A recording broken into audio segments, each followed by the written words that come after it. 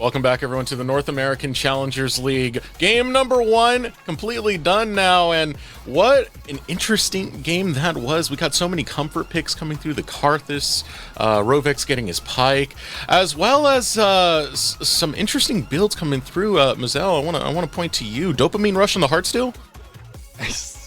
Not as much, maybe, as I would want it to, but it was an interesting choice nonetheless. Non-zero, got over 200, had 36 for like 90% of that game, but it all works out in the end. The biggest, though, Joshi, has to be that locket purchase in the bottom lane for Sky.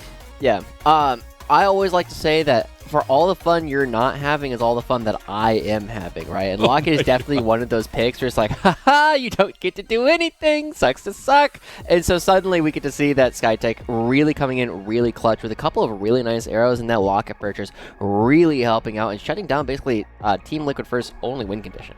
Especially considering how much farm TLF were giving to City Witty. They were sacrificing Mia's farm in the mid lane for this Karthus. Quite the play to make, quite the purchase on that Locket, but it did clutch out. Now let's move on to our halftime segment, and it's going to be called Pep Talk. Oh no, now, I need one too. I like to do my pep talks with a little bit of a gimmick onto it, and this one, we have a little prompt for both of you. Now, both of you listen very closely. You are a chef in a kitchen, and your restaurant is in a cooking anime. Your anime just went into its tournament arc. Your team's exhausted and down. The last few meals have been a few burnt blunders. How are you going to pep talk them up? Heads or tails? We're going to do a coin flip. Mazel, I'll let you call it. Heads. It is heads. Ooh. So, Mazel, you get to choose between two companies. AOE Bold Flavors or Team Liquid Fry. Ooh. You know, I'm going to go with Team Liquid Fry.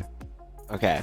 So I believe in my 10 plus years of restaurant experience to help me here, hopefully. Do I start my pep talk now?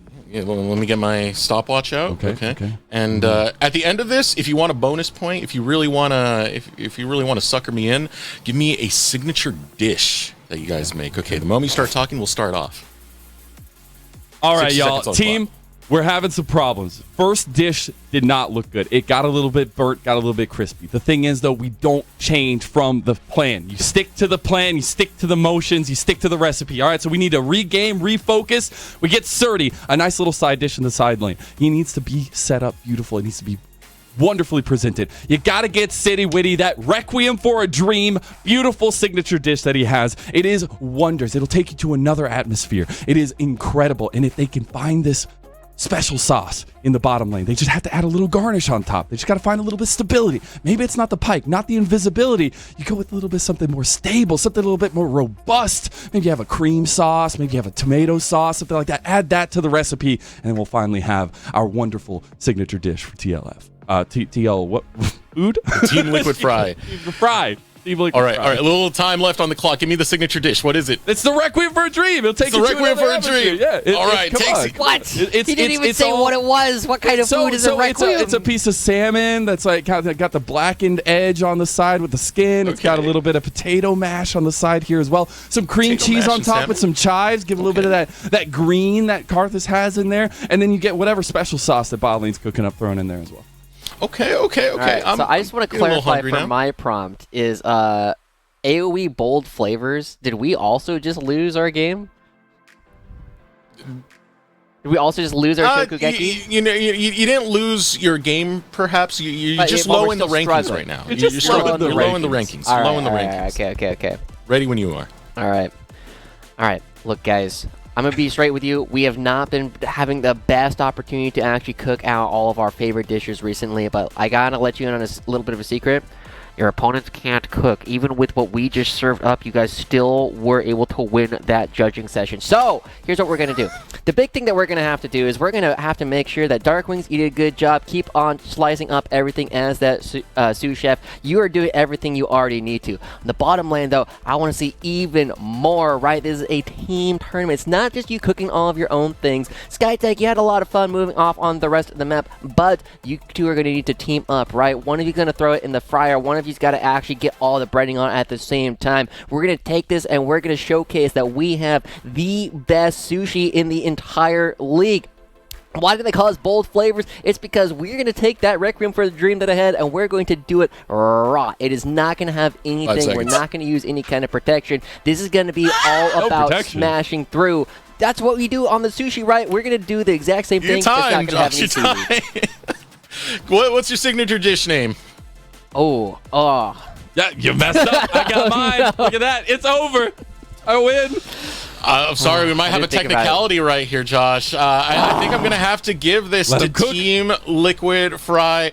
I mean, it was good. A name for it.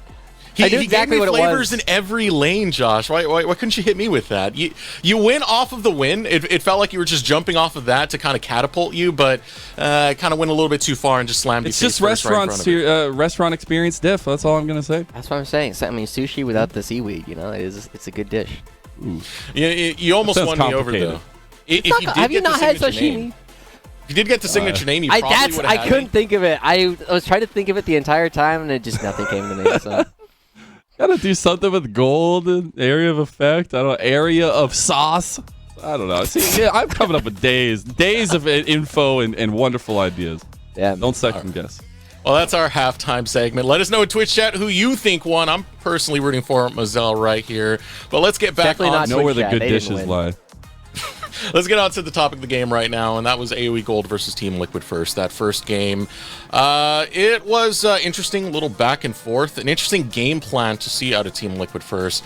I was mentioning earlier in the pre-show that I felt like Team Liquid kind of play only to one dimension. This time they were playing to Karthus, the city on the Karthus. And, I mean, the response that we had from AOE Gold was just too good. It's not working out right now, and I want to see something different. Surdy, City, they're both very capable players. Do you keep playing to them, Josh? I mean, I think the problem was not about whether or not they were playing to like individual players. The problem is that they didn't have a plan for the second half of the game. It's like, all right, get City fed. Step 1. Step 2. Step 3, profit.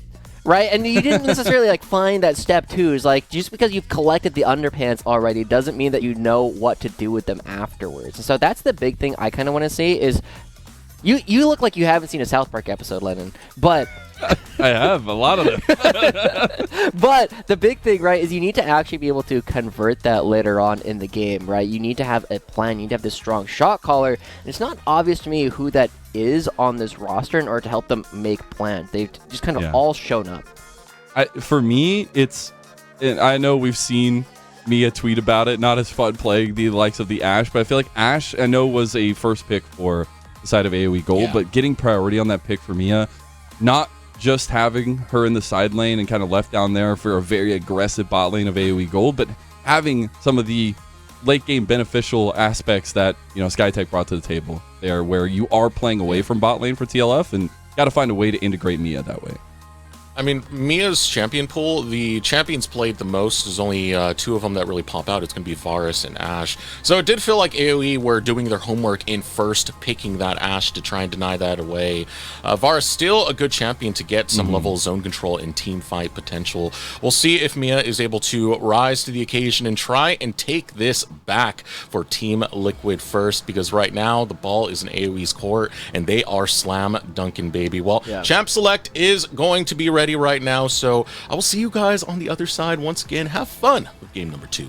Bye. Goodbye, my friend. And I want to read out the tweet that you were referencing earlier there, Lennon. Okay. So from @Mia A, so 2 A's, Mia A lol, February 5th, from Samira, Jinx, Lucian, Ezreal, Zaya, and Seraphine to Varus, Ashe, Draven, and Jhin. I'm bored. Hopefully we'll play something fun soon, and maybe that will be what they need to actually do this game. Remember, I would love to see that bottom lane change up. I want to see a 2v2 Slaughterfest, man. I want to see it would probably be a pretty one-sided Slaughterfest. As much as I love seeing like TL don't first. Don't take Rovex out of the lane. We'll see something happen down there, baby. But AOE Gold, they want some of these power picks off the table already. Karthus not going to be there for City Witty. You already have the Jax ban as well. It is the Kalista, the Caitlyn by TL first. Yeah. And we do have to praise Team Liquid first at least a little bit, right? Their early game plan, their early game read on what Winnie was going to do was actually really good. I don't know what point. I would have to go back and rewatch the VOD to see when City left the Raptors on his side of the map in order to go participate in the bot lane dive. But, I mean, they just have a perfect read. They do 3 camps on Winnie's top side. They go pick up the Raptors and they move down. And now, again, we're going to be seeing Mia's champion pool attacked, but not the same kind of number of bans that we're necessarily seeing. It has shifted over towards the Karthus taken away from City. I do like the Fiora ban, though, added on there. Just tried and true against 30. Cannot let that one go over. The Maokai, though, not there for both sides. So you're not going to have that oppression of vision game and kind of control from the Ashe Maokai combo. It does look like we're going to opt back into this matchup down bottom lane and get the Varus for Mia. Yeah. Not super surprising. Hopefully, Mia, you're not too bored with this champion. We are going to be shifting from one side of City's champion pool to the other. Still magic damage champions, but it is going to be a lot more early game focus coming through. And I feel like that is definitely one of the better things coming through for City historically. Like, if you can find some of these early game plays, City actually paths really well early on. I am just so afraid of this combo coming out, though. Cassante was banned last time around. We've seen Cassante all the time, though, but just the combo with Sejuani feels like it's so hard to escape, and you were already having Skytech, who was kind of on aces with a lot of the AOE or the AOE setup for a CC, and it will be that Cassante locked in, so we'll potentially get the Surdy response here before we get into second phase. Yeah. I'm kind of curious, right? Because Jax and Fiora are kind of the 2 primary counter picks you see to Cassante.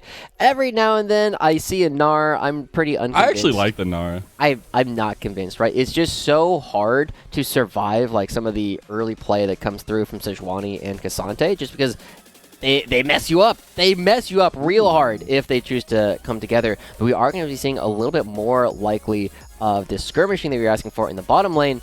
But we've seen Lynx and Skytech dismantle much stronger laning bottom lanes than Mia and Rovex. I will say as well, though, there still is huge roaming potential for Nautilus. I think it's one of the biggest points for Nautilus. Yes, you have that engage in person in that 2v2, but I'm definitely still looking to see what kind of approach Rovex brings into this game, if they are necessarily going to go for that dive in the bot lane, try to figure out something that works down there, or if we'll see that movement again. But we're in second phase here. We get the Heimerdinger band away from the bottom lane of AOE. Don't want to give them that crazy combo of the Ashe Heimerdinger. It is the Cannon Barrage special in the gameplay taken away from Surdy, and I'm really wondering what Surdy's kind of picking. I was expecting him to actually pick up in the third pick there to try and not take some of these bans, but feeling confident. Yeah, I mean, that's definitely one of the things that Surdy always likes to do, right? He is one of the better players to receive counterpick, but was a little quiet last game, right? Never really was able to push around the Scion, which is actually another major counterpick that we've been seeing pop up to the Cassante, but not something that Surdy plays nearly to the same degree as a lot of these other carries, and so we will have to pay a lot more attention to what they are expecting to do. I'm expecting another Rise here to be coming out of Aspect, just because it is something they've played well historically. Azir, the other one that is likely to be on the table, just because you are able to kind of shake hands on this mid lane mage matchup. You know that Darkwings really only plays mages. And they banned that one away from Darkwings last game as well, if I believe. And it is that Olaf final ban, the Kassadin final ban as well, as we're already in the second phase now. We're looking in Darkwings to get some piece to the puzzle here. And especially, are we going to get that flexibility from the Ashe support, or are we going to get a dive in bot lane with a double ADC kind of composition here? Ooh, the Akali does get locked in. That's actually kind of a new look from Darkwings, right? Yeah. I remember when he was playing, especially on Dignitas, and even during his time on 100 Thieves Next, there's almost exclusively mage play. So I don't have a whole lot of history to kind of look at with Darkwings and his champion, so it'll be, you know, a bit of a surprise either way, regardless of how they actually perform on it. But as we look for the last pick, it is still possible for this Ashe Skytech, but instead, there you go. You're going to be getting the Glacial comp already coming out. Throwback to set 1. And oh my god, that's a heck of a throwback. That feels like years ago. That is basically the only set I played. So. Nice. All right, well, one and done, I guess. And that combo bot lane is going to be right back to gold, it feels like, standard for AoE gold. And they're going to have so much oppression down their bot lane if there is an extension. But we do get the 30 Darius into Gamsu. This is the pick that we've seen kind of rise in priority into Cassante as well. Yeah, I am a huge fan of this because, one, it's a pretty good matchup into Cassante. Two, there are 4 melee champions on the other side of the map, right? The one thing that Surdy needs to be really careful about is that they don't get blown up immediately. And Gamsu's actually going to be using the ultimate not necessarily to try and fight Surdy, but mostly just to get him out of the middle of that fight because Surdy is going to be their front line. It's going to be a damage dealer. It's going to be their reset opportunity. And there's going to be so much pressure up on this top side of the map because he's going to be their only real front line, right? City's not going to be strong enough. He's going to be squishy. And Robex is on support budget. He's not going to be strong enough to stay alive during these extended fights. The biggest thing right now standing out to me is that kind of difference of approach that TL First are going to have in the second game. Not that sit back and farm style for City Witty. You have to get proactive, and you have to see activity on the map. And I think that's where that emphasis for TL First is even a higher bar of execution. Yeah. Now, we got to ask, because we are all aboard the Surdy train here, have you punched your tickets? Have you already bought your ticket for the Surdy hype train, or are you going to wait for the next bus? I'm always on the Surdy hype train. I live here. I have one of those coaches that I can, like, hang out in. It has, like, a bed, a fridge. Like, I live there. Yeah, first class. The season pass here. For yeah. There you go. Can we also just say that, there's not a lot of players who are like, you should just use your name, but I feel like Surdy's one of them. His name is Jet Joy. Yeah, it's like his Peter name is Parker. Pretty insane. And he's a pretty cool guy too. I would say so. It's been really cool to see Surdy kind of.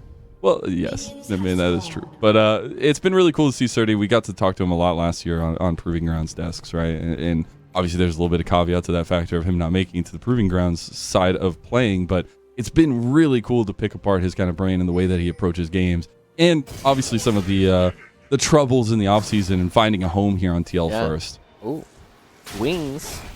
All right, it's going to take a little bit of damage, but there's a little bit of a collapse coming through. But at the same time, they will get information on where it is that City will be starting.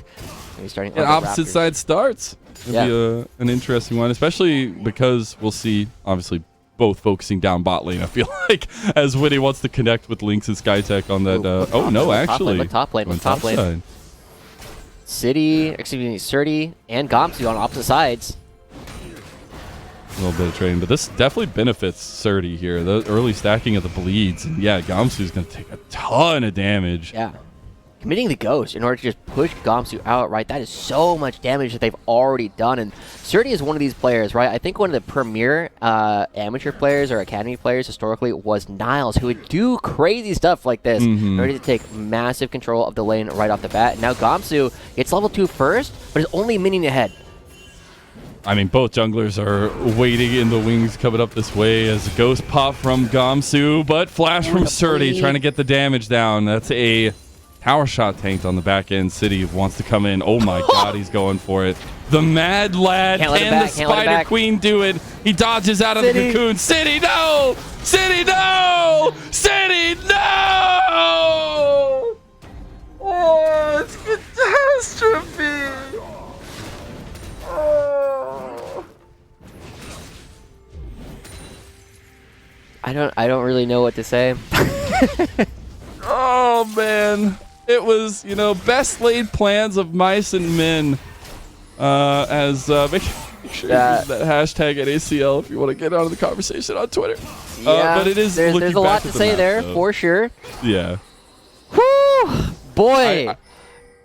I do think that it's important, though, that City Witty gets back on the map, gets still proactive, right? Don't let that dissuade you. Yes, it was an early mistake, but it does not matter because you have to stay proactive on this lease. You are not going to find purchase in the late game on this pick. Winnie's low. He doesn't have movement. Okay, now they're moving. He's still by himself for a long while trying to take down Winnie. Has Skytech right here. Those concussive blows were stacking up. Aspect going to mid lane. Darkwings Solo comes in for Team Liquid first. Aspect. And there you go. Darkwings ends up going down. Aspect with the solo kill. That's huge for trying to turn around some of their misfortunes. But look at the fact that City has not done another camp since they've come back onto the map, right? Just looking for that scuttle crowd, trying to find Winnie, but Winnie doesn't even need to flash and all of that. The top lane was going so well for Team Liquid, but is completely turned around, right? Committing the Ghost for this, in order to get that extra bit of damage early on, and then later committing the flash in order to try and get the extra bleed stack ends up not being enough. And I think if either of those situations have happened, right, if Surdy doesn't go for the flash in order to keep Gamsu in lane like that, and if City doesn't go for the flash over the wall and commits to the dive, right, these are all points at which Team Liquid First could have turned back. It is okay to just say, yeah, Gamsu's early lane is like bombed. Like there's not a whole lot left you can really do. That flash was never going to kill him. But then after that, how many turret shots does City take? 2? 3? Like Gamsu healed up like 150 health during just the time that it took City Witty to flash over the wall and walk under tower. Yeah, it was definitely a huge misplay. They're going to find themselves in a really tough spot. It looks like before we went into the replay, City Witty was on his way bottom lane. I see Skytech has burned his flash. So it looks like something did happen bot lane while we were in the replay, but obviously something to revisit for City Witty later on. Yeah. So, we'll potentially take a look at that, right? Rovex still has both of their summoners as well, so they can be very aggressive, but one of the things, we were very excited about Darkwings coming in, and I feel like it's been a little bit tough for Darkwings to kind of find their footing in this league thus far, right? A lot of other mid laners have showcased that they have grown a lot, especially in the laning phase, and I think Aspect is one of them that has really kind of leveled up. They're missing a little bit more CS, but as somebody who's played a lot of Azir, it is really tough switching between attack speed and your regular auto attacks and the soldier auto attacks. And sometimes you hit through like another minion and sometimes you don't, and it's kind of difficult to CS on this champion unless you have a ton of games on it as well. So I'll forgive them that, especially given the fact that they got the early solo kill. I think back to your point of Darkwings is somebody who has a lot to prove in terms of having had that shot with Dignitas Academy in spring last year, but kind of having to work back way through, try to find what that staple is for Darkwings, and it feels like we are starting to find a little bit of that with AOE. Obviously, the confidence pick and picking up the Akali this time into Aspects Azir, that counter pick. But I do like to see this from TL First going for that early objective stacking. Yeah, and one of the things that Darkwings does well that does give us hope is they actually team fight rather well, and they are a very clutch player. And one of the things that you very commonly hear from coaches is that it's okay to have players who are struggling in the laning phase, because that is one of the most teachable aspects of the game, right? There's a lot of, there's not a lot of variables that you necessarily need to work with. It's just you and your opponent, the minions, and every now and then a jungler will come through. But if you just kind of boil it down, you can really improve on that rather rapidly. And I know players like APA and Spyrex, they work together as two mid lane Maryville players back when they were on the same team. And they just do 1v1s all the time. It's something you can grind. That's the grind set. Yeah. And maybe Winnie trying to find some grind set. Yeah, Sigma grind set. Trying to get bot lane, but won't find anything. And we were talking about that proactivity for City Witty. Seems like he's pretty fine with stacking up here for himself, at least in the early parts, and not having found that kind of early kill bottom lane. I'm still looking at this vision game, though. Not going to be spotted out doing his red buff here.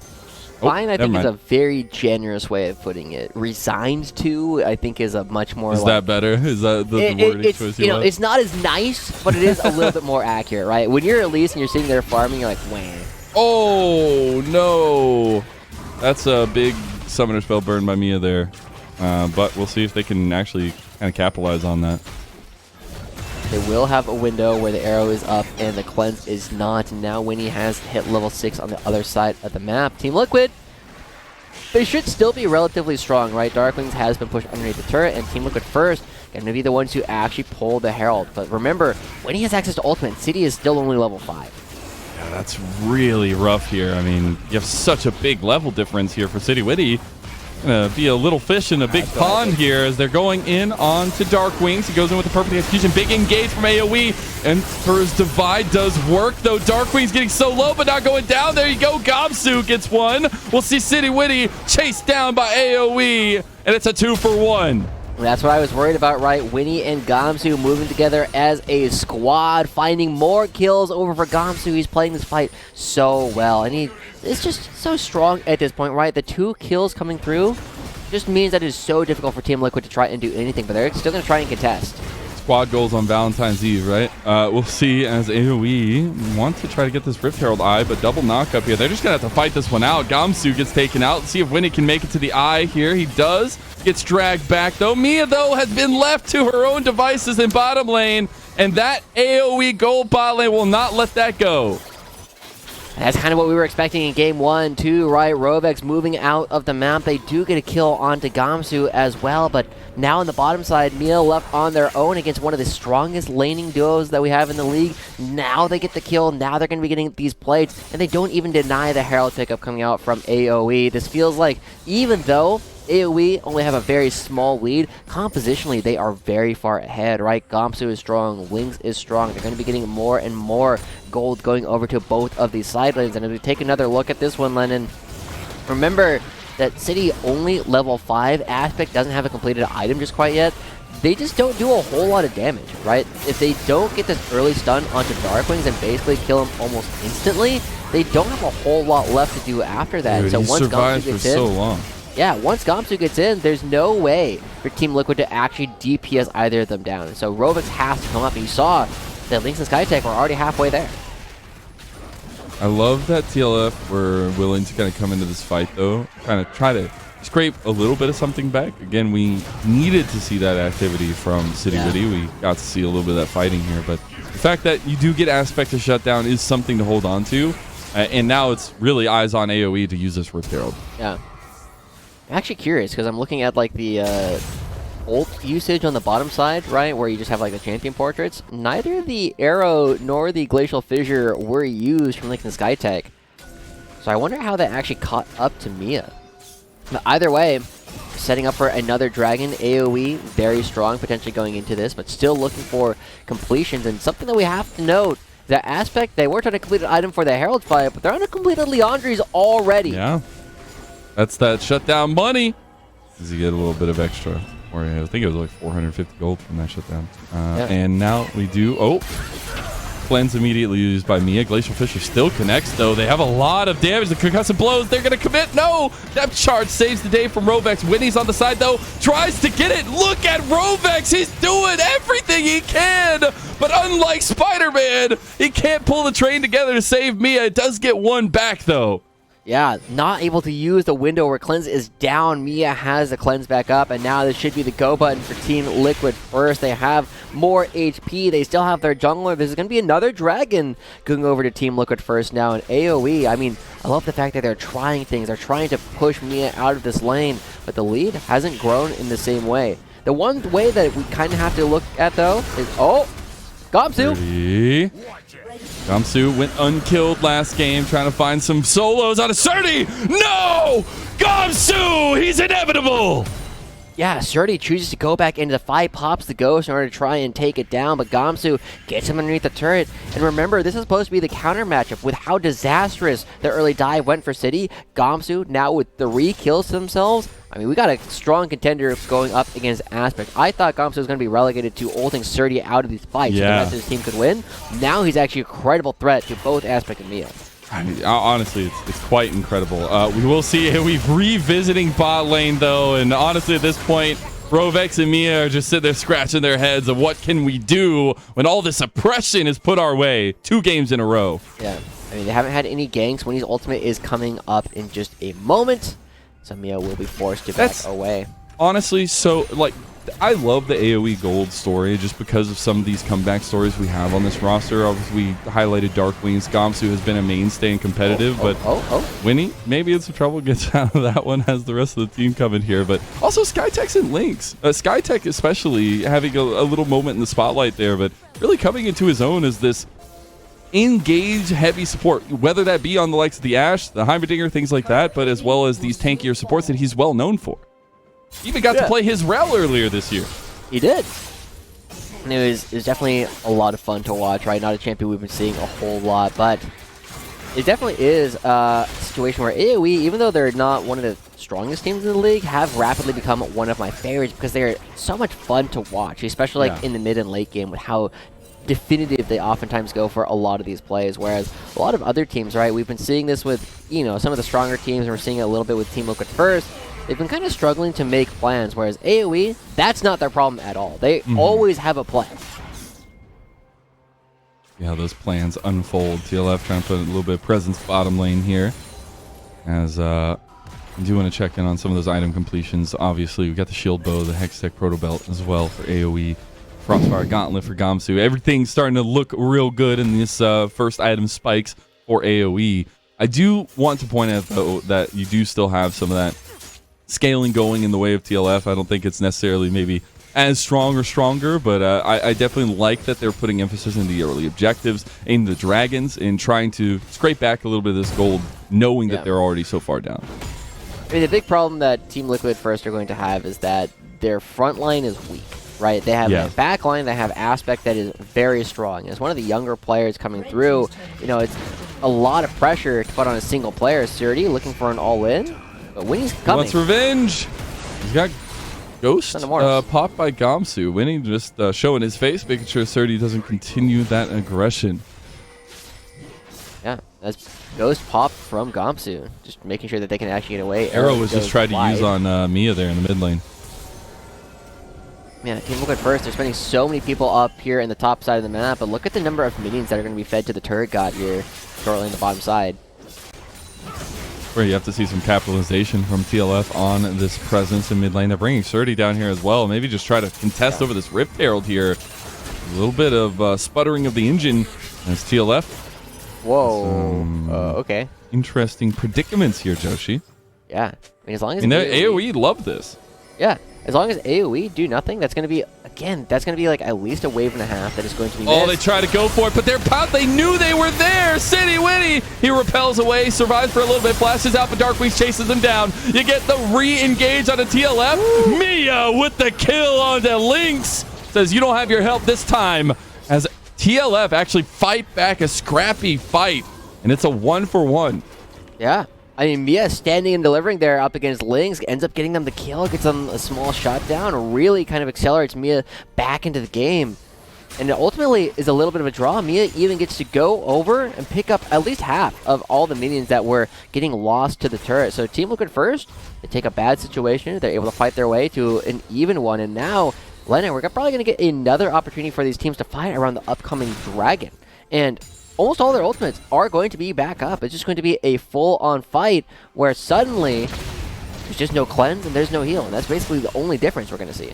There's a lot of big things down. Oh, Aspect. He only has the flash here. Might be able to get out, but that CC combo is just too much. And guess who hits again? It's the bot lane of AOE Gold. It's Lynx picking up another one of those arrows, and as we go towards the mid lane, this is total control coming out for AOE. They will be putting a stop to the dragon stacking coming out from Team Liquid first, and TLF not going to have much of an answer to that one at all, and they are just going to be able to, again, look at the fact that Team Liquid first, this is the second time in a row that nobody's going to be able to pick up some of these waves, whereas Darkwings will be able to go snag the wave that has been pushing back to them after what we saw from Team Liquid first. So we get Dragon stopped stacking for TLF. As when he does secure that one, I would expect maybe a response here from TLF towards the top side of the map, but it looks like farming is the name of the game for City Witty. And I do put this into perspective, see if AOE want to go for this Rift Herald now with the cross-map play. Yeah, I mean, it's not the easiest cross-map play to make happen, right? Gamsu is the most diveable looking person and the most likely to turn around those dives on the other side of the map, and so it's not easy to really get anything done here. I was hoping that they would try and start up the Rift Herald while Darkwing's on the other side of the map, but not able to make anything happen. They're threatening so hard. Rovex trying to block, but now he is the result of the CC chain, and somebody's going to die when AOE points their weapons forward, and this time it's Rovex. Unfortunately, this seems to have been the story for a lot of the Team Liquid first games that we've watched, right? If they fall behind and City's not in a scaling champion, it's kind of like watching Shaden last year, right, on Evil Geniuses Academy. If things didn't go well, things kind of stopped happening. Or, excuse me, on Cloud9 last year. And so this is definitely a position where Team Liquid will kind of need to bounce back and figure out who their leaders on the squad really are. Kind of take charge in situations like this and say, hey, these are the plans we're going to be making. City did a good job, like, trying to make a play early game, trying to get things started, and again, if we had seen that dive go well, we would have praised City Witty for how aggressively they had gone for the flash. But that's not how the cards end up being dealt. You gotta deal with what you're dealt, it feels like. And Hextech Proto Belt does get completed from City Witty, so he joins the Mythic Item completion party. But now we're obviously looking at next steps for AOE as they try to continue to push this 2,000 gold lead. And it's a Rift Herald in the pocket of Winnie with a tower in mid lane, tower in top side. And I expect with Lynx and Skytech showing up here, this will be where all the resources go. Yeah. I mean, with so much control over on that side of the map, it feels very difficult for Team Liquid first to try and contest a lot. And one of the things that we will continue to watch, right, is because, I mean, we looked at this as one of the premier combos before with the Ashe and the Maokai, right? They just have so much engage potential already coming through, and you're giving it to players like Lynx and Winnie, who themselves are so focused on trying to make a lot of these plays happen that you give them the playmaking buttons, and it makes it very difficult for Team Liquid first to try and make anything happen. And even though City Witty's not that far behind in farm, I mean, if that's the only way that at least they're getting their income, they are not accelerated enough to really be this strong champion. So City needs to... I would love to see a bit more psychopathic City coming through. I will just say, though, it's so reassuring to see some flexibility from the bottom lane of AoE. Like, it just feels like you cannot attack this bottom lane in draft. They will have a solution in many different shapes and forms, and answers into a lot of the kind of meta-stable bot picks that we have right now. Yeah. And we kind of saw that flexibility be used in the second game by AoE. Yeah. And kind of check in on like where they've been going a little bit more, right? This is one of these bottom lanes that we were not necessarily expecting a ton of cool things to come out, as when he steals 15 gold from City Spiders. But it is one of these bottom lanes that I feel like has really overperformed a lot of the expectations we had coming into this year. Whereas Mia and Rovix, they're still trying to kind of catch up. And that's where kind of those expectations are different coming in this one. Yes, we put a lot of focus on bot lane. What can these two bot lanes do? But we came in with the expectation that Lynx and Skytech will have a dominant force down there. Yeah. And it's been trying to figure out how the rest of TLF can play around this bottom lane, with this bottom lane, and using these solo lanes with the combination of City Witty on the comfort picks for him. It just hasn't worked out so far. Aspect dodging out here, though. Winnie still wants it. And Aspect trying to dodge himself, juke himself against the Emperor's Divide, but Darkwings comes right back over. The arrow. Oh, he walks back into it. He's stunned for so long. Winnie wants it. Darkwing, they don't go. Oh my gosh. Repel comes out for City Witty, but look behind you, TLF. You're getting flanked out, but it's Gobsu who goes down first. Surdy gets the kill and walking forward with this ghost pop. They might have the distance to cover. Cocoon goes down. TLF, a desperate fight that goes their favor here. Going golden is Skytech. Mia will be able to get this one. No, Surdy picks up the kill. That's Lynx orb walking here, doing a great job of kiting out, but slowly he's losing frontline members. Oh, they're going to be starting up the Baron too. I mean, Winnie is basically 1 HP, but choosing to stick around. Here comes Winnie. Is he going to steal it? The Rift Herald mid lane. Winnie coming into the pit. He's not there. City Witty has gotten it. He's dead as well. Lynx trying to take him down. Darkwing's dead next. Lynx, you're all alone, buddy. The night is going to be dark. He gets one back. A little bit of light at the end of the tunnel. And it will be TLF securing their Baron. Dude, AOE live and die by their jungler more than any team I think we've seen in the Challengers League. They go for that dive on the top side and they get collapsed upon. But I still, despite all this, I love the fact that Team Liquid, they see that opportunity like, yeah, we need to try and do Baron now. We need to try and re-accelerate the game, get ahead of the curve again. And they just go for it, right? They don't have a ton of engage tools, but they just pile on. Pylon working for TLF in these little moments. They actually now have themselves a gold lead, so about a 3,000 gold swing for them off that play. And this will be sole point for them as well, as Winnie's coming down, but a little too late here. Yeah, I don't think Winnie will be trying to steal this one, right? It's going to be so hard to get in, and so now AoE are in damage control for a little while longer, picking up as many of their own camps as they can. But look at this, right? The fact that we are joining all the way back here, just kind of showing, right? AoE, they need to try and leave, whereas as soon as Surdy gets in, pulls 2 members, this fight is lost. The fact that Lynx is able to stand and deliver for as long as they are, it's kind of a testament to how well Lynx has been playing so well. So good. Yeah, he's been playing really well throughout this season, right? Doing a ton of damage. Unfortunately, there's just not enough damage coming out from the rest of the team just quite yet. It is still a utility character to try and make these things happen. And using the heal proactively, try and get Winnie enough HP to get into the Baron pit, gets them into the pit, but it's a little bit too late. Yeah, you can just see how much damage Lynx is doing, though, when given some time to free shoot, and especially the health bar getting so low there. Still, great execution. Mia getting 2 more kills as well. Hitting that second item almost on that third. Has the BF sword and the pickaxe in pocket. You do have that Wits in completed second for Lynx, but still looking at these big tanky item completions that are coming across board. Oh, a IE picked up for Mia here, so third item is completed. That's a big spike for the on-hit Mia. Crit Virus coming through. Going to be doing a lot of damage. Remember, we were looking at the composition from AOE, and part of the reason why we like the Darius so much is because of the number of melee champions that AOE had drafted for themselves. 4 of them. And you know what's really good against melee champions? Well, 1, Azir, but 2, Crit Virus. Crit Virus will be doing a ton of damage because of how difficult it is for AOE to actually get into the backline at this point, just because of how far back Mia can actually play a lot of these fights. It's going to be a game of kiting, it feels like, for both these two teams, especially looking at Lynx and Mia to be those big, at least team fight potential moments, especially if you get those front to backs. But now we're looking at TLF in mid lane. Baron buff still up for about 2 seconds here. Try to get this push in as well, the side lane with Surdy. They are death balling here, looking for picks. Yeah, and they kind of have to, right? Their composition will only scale on the account if they have this really strong Azir who's difficult to touch.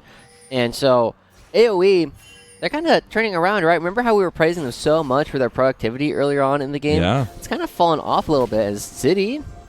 Which is crazy because City Witty was on that very proactive early game jungle, and the Elise just kind of chose to farm it out a little bit, and it's been working out so far. Now, they are moving with a back for Rovex. They must have something to complete here, but they don't have anything on the map, so it is literally just looking for picks for TLF, and I think AOE playing a lot of reservation there, just waiting for these next big fights. They know that Cloud Dragon, Soul, maybe not the most crucial in everybody's tier list, but I think giving a Cloud Soul to TLF will be a very scary thing indeed. Yeah, I mean, it's particularly helpful for Surdy, right? Just as soon as you get that first reset, allows you to get the second one that much easier. And Rovex disengages a little bit scary. Darkwing's down 2 levels, though.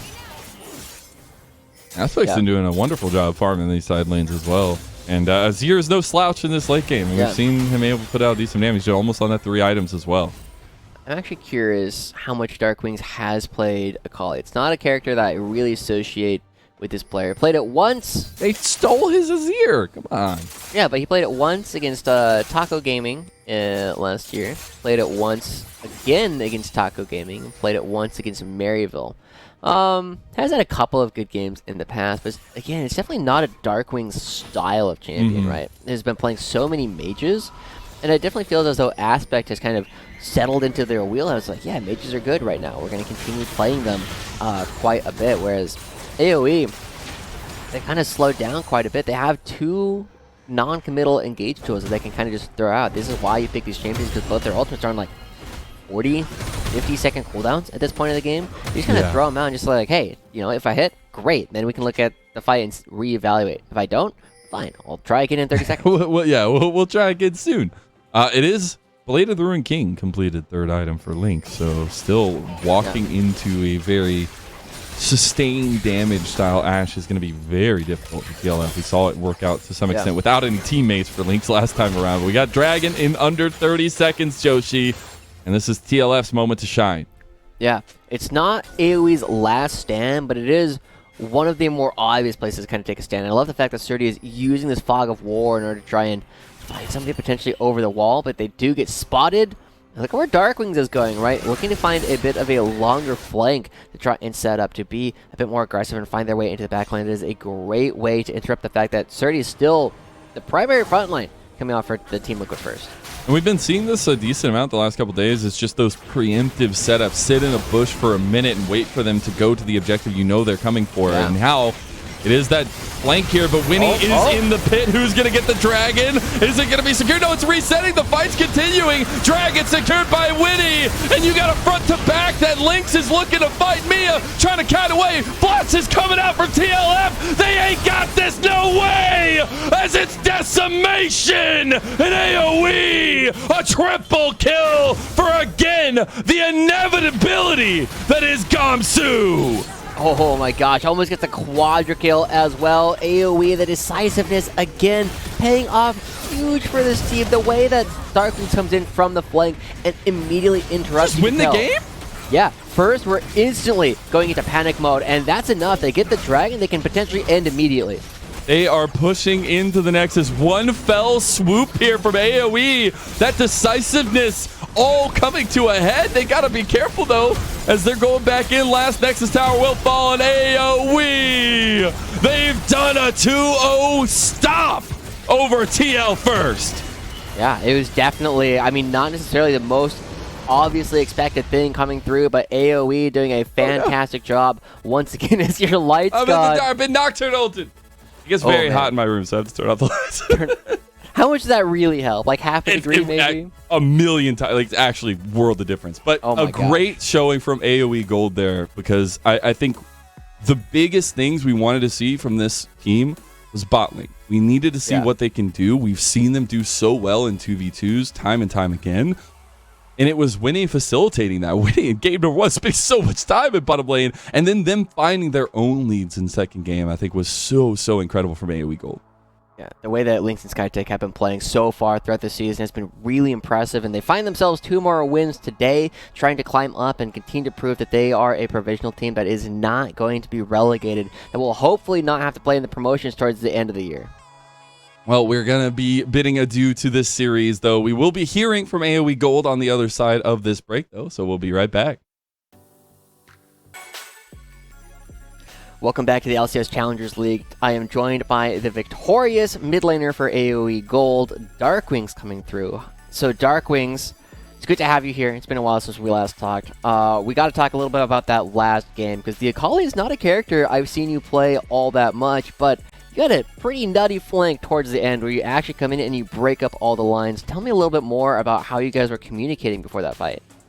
Yeah, so like in mid game when all the fights are kind of like going crazy, we were just talking about how to fight, and I was like, I'm just gonna like try to, since I'm like useless front to back, I'm just gonna like try to like zone out their Varus and Azir and like just try to stall as much time for my front line to deal damage. So yeah, so when the dragon was coming up, I like went through, like we tried to sweep through, give us like hawk shot for me to like walk safely over to just set up a flank for when they start dragon. Nice. And it worked out pretty good. I love that you point out that like the hawk shot is being used in order to make sure that you are safe walking over there. Like even if you're on vision, it will give you some opportunities. But one of the things that we've often talked about with AoE is how much you guys live and die by your shot callers. Could you help describe a little bit about how your role in all of the communications has been this year? So what I'm working towards is like communication like on my lane, especially for mid game, mostly on like side waves and like what waves objectives we're playing for. But like Winston does a lot of the early game, like usually comes around like bot lane, stuff like that's going on, and what we're doing. Yeah. Now, okay, something that I kind of forgot about almost was how that game actually started, right? Where Surdy was really taking control up in the top side, and then City ends up flashing over the wall in order to go for the gank. What were the communications like when City was actually coming around? Like, do you remember what Gamsu was saying? Is he talkative? He's not extremely talkative. We're just like, oh shit, like he just killed, he like counter killed when we saw the dive coming, and we're like, oh, nice job. And then he's like, so very calm, very calm. Yeah, They were just very like, calm. no, not super worried. We were never worried about this whatsoever. But all right, so we got to ask a couple of questions that have a little bit less to do with the game. I've been asking all of your roommates, who is the best roommate to live with? Because I know that it's you, Winnie, Lynx, and Skytech are all sharing a place, and I know Gamsu lives on his own. Yeah. Who's the best roommate to live with? I think Dowd is a really good roommate as well. Like he said me, but I think he's also a really good roommate. He like cleans up after himself. Nice. Yeah, even though we share like a bathroom, like I don't think we have any issues like in the bathroom. Yeah. Now, your roommates have said you're probably the best cook on the team. What's your favorite thing to actually prepare, and how much of it do you share? I've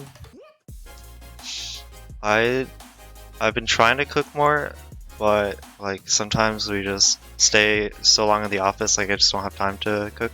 But I like making like pasta dishes. I've been trying to make more like Indian food recently, like butter chicken, like the easy stuff, and like try to make like rice bowls, stuff like that. I mean, there you go. I mean, it's just protein, rice, pasta. You know, it always works out. It's always been one of the staples. Now, the last thing we kind of got to ask you a little bit about, Isaac, is I know you're a huge K-pop fan. Can you tell us a little bit more about the K-pop meta these days? Well, right now the K-pop meta is like New Jeans, and like Les Seraphim. Like those are like the new groups Do you, that like you have everyone's biases hopping already? on. No, I can't. You can't have biases for those groups if you're I just can't comment on that. I'm still a Twice fan, hoping for looking forward to their next songs. All right, very cool. Well, before we let you go, Isaac, again, congratulations. Do you have any shout-outs that you would like to give? Shout out to my brother, his girlfriend, and my girlfriend for always like just keeping track of my games and watching them. Huge shout out to them, and I'm really happy to have them watch. Nice. Well, hopefully you and your girlfriend have a great day tomorrow for Valentine's Day. For now, here on the LCS Challengers League, we will be taking a short break while we get ready for IMTC versus Cloud9 Challengers. Don't go anywhere.